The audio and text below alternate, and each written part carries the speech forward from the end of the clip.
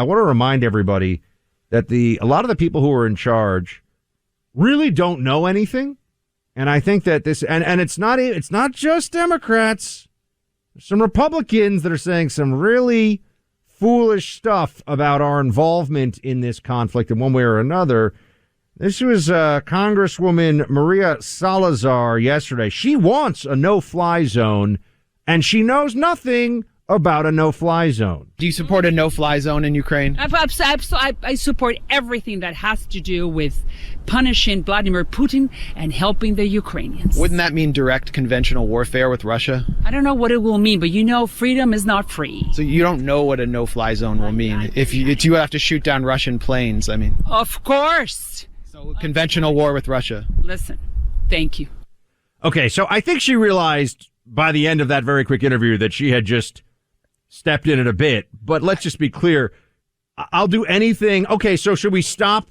Should she agree with no more Tolstoy universities, no more teaching of the Russian classics, including the great anti-Soviet dissidents in universities? Dissidents, folks, people that were trying to bring down the Soviet Union from the inside, people like Dostoevsky and Solzhenitsyn. These are people who, when you look at this, you look at the system, you look at what they've been pushing, Clay, you would think they would know something about this. You would think they would have some idea. If you're going to say you want a no-fly zone, and obviously Solzhenitsyn's pre-Soviet, but I'm sorry, not Soviet. Dostoevsky's pre-Soviet. Solzhenitsyn was a dissident from inside. But if you look at this, shouldn't they know what a no-fly zone is if they want a no-fly zone, and they could be actually voting on this as a member of Congress? It should be a bare minimum of knowledge.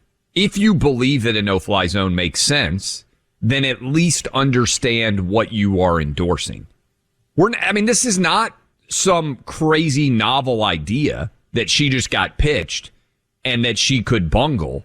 This is a fairly well discussed and debated issue, and there are a variety of perspectives on it. If she truly thinks that a no-fly zone makes sense, you can disagree with her, but at least make the logical argument. This is where I used to say, Buck, sometimes I feel like you should just, have a tag team arguer where, this is really kind of what Jen Psaki is, right? Although she's not very good at advocating for arguments that make sense either.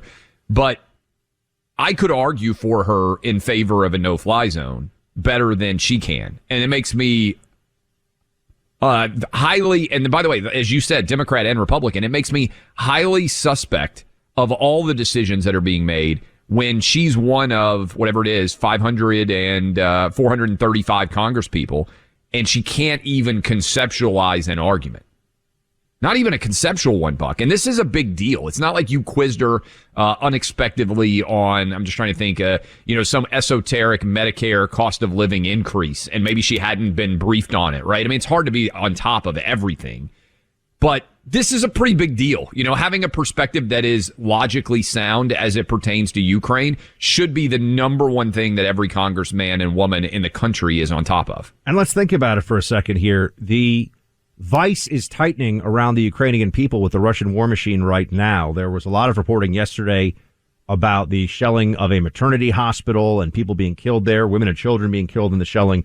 That is only likely to increase here. Vladimir Putin is willing to go to extreme and inhuman lengths to try to establish the control that he wants in Ukraine. We should be very clear-eyed about what he is and is not willing to do, especially when you have members of Congress who are saying things like, yeah, if we have to shoot down Russian planes, no big deal. Really? Really? No big deal? Here's even Senator Bob Menendez, longtime Senate Foreign Relations Committee guy, who's pointing out, no-fly zone. Once you do that, you're in a war with Russia. I don't think that the support of the American people extends to that. Our heartstrings are tugged every day that we see the horrific pictures in Ukraine. But the fundamental question, what is in the national interest and security of the United States, is what has to be answered. And at this point, I don't see our ability to engage in a no-fly zone, especially when we don't have NATO partners that are willing to engage with us. This is a difficult spot, Buck, because what we're really trying to figure out is how do we go up to the edge of giving as much support to Ukraine as we can without putting Russia over the edge in provoking a response that creates far more danger than any benefit of our activity.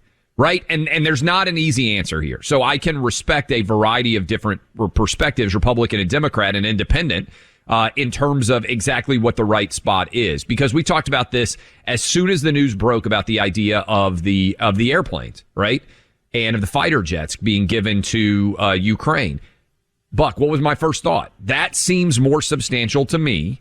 If I'm trying to think about it from the Russian perspective, I can see how that could accelerate what Vladimir Putin is willing to do to us and to NATO allies in a way that hasn't occurred so far with conventional weapons that are being given to the Ukrainians. Now, could be wrong. It could be the case that he's not going to accelerate things, and that if the Ukrainians get these jets, that they're going to be able to really fight back in a way that they can't right now against Russia. So this is this is not, should there be masks on airplanes? Like, this is a really difficult thing to analyze. These are tough calls with super high consequences, no question about it, but that's why you want people who have at least some understanding of what's involved to be the ones speaking about it publicly, possibly voting on it. I mean, we're talking about members of the U.S. government, members of Congress here. Look, Menendez has been in the game a long time, so I'm not just going to trash what a Democrat says because they're a Democrat ever, and especially on an issue that's this important. Democrats who understand that this is not our fight, I agree with those Democrats on this issue. I'm not going to be, throwing tomatoes at them just because they're on the other team, so to speak. This is too important.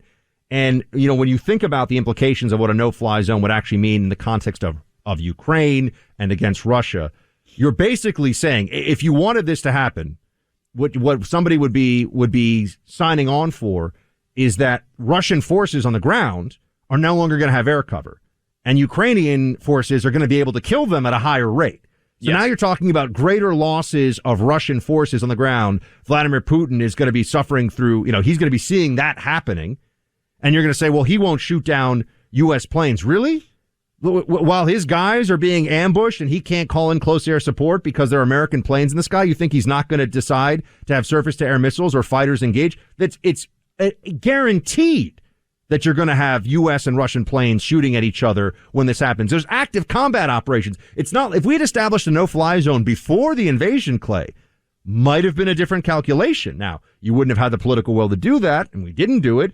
But once the Russian planes are already in the sky, you're talking about their military on the ground now that's taking casualties. Yes, it's a war of aggression. Yes, they're the bad guys, but they don't care. They're going to want to save their guys. And look at from the American side. Okay, we get a plane shot down. Let's say if we're having this no-fly zone, now you've got an American pilot. Let's say it goes down in Ukraine behind lines that are controlled by Russia. Are we going to send in U.S. ground forces? We're going to send in a search and rescue team to get him. What happens when they come under fire from Russian? This is how a war with Russia starts. And the people who understand the implications of all this see that. And that's why it's saying, shoot down Russian planes, no fly zone. For a member of Congress to say that, it's pretty terrifying. Especially to say it and not understand the significance of the argument.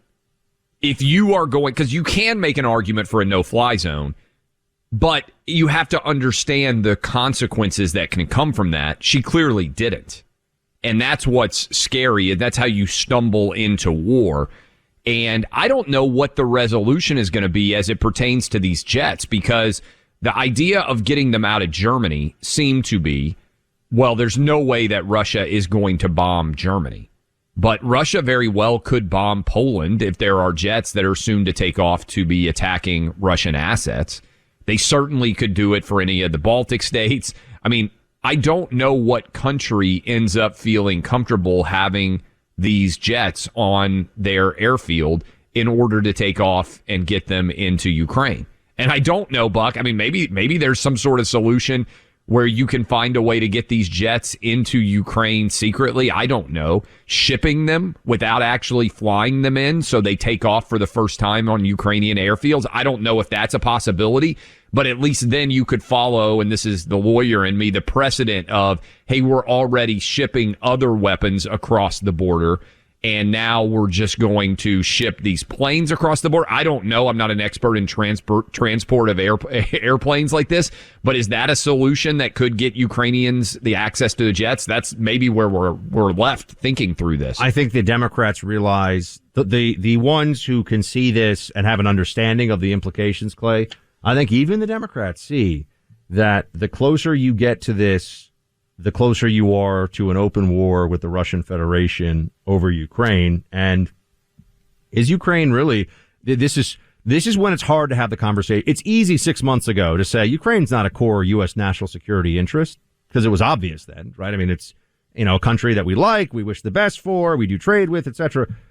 But now when the buildings are being leveled, and more will be leveled in days ahead, it's going to get worse. And I've been saying this for weeks. In the first few days, when everyone's like, oh, the Ukrainians are kicking all the Russian, military, kicking them out of the country, just give it some time. I was like, no, it's not going to happen. This is getting worse. And so it becomes harder to make the case that as an American, this is not our fight. Because we see the devastation, we see the inhumanity, we see the suffering, and we want to, as human beings, we want to do something.